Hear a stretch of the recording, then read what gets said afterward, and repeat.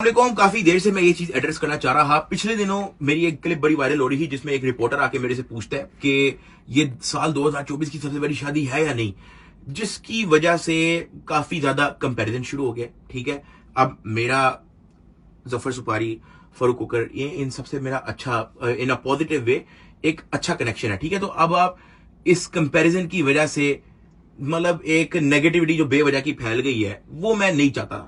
ठीक है, अब यार सारों ने शादियों में यार करोड़ों अरबों लगाया है, अब वो करोड़ों अरबों लगा के बाद में उनको कंपैरिजन मिलना है तो इस बात की कोई सेंस नहीं बनती। सही है, तो मेरी सबसे गुजारिश है कि यार ये कंपैरिजन छोड़ दें।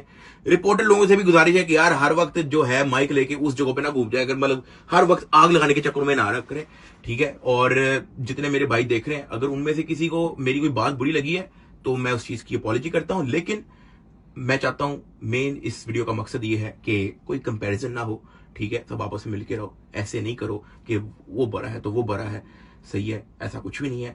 और इंजॉय करो, ये कंपैरिजन छोड़ दो, क्योंकि जब आप कंपैरिजन करते हो तो फिर मैनिपुलेशन बहुत ज्यादा शुरू हो जाती है। लोगों को लगता है कि मेरी उससे लड़ाई है तो मेरी उससे दोस्ती है, तो उससे दोस्ती है तो उससे लड़ाई है। ऐसा कुछ भी नहीं होता। ठीक है।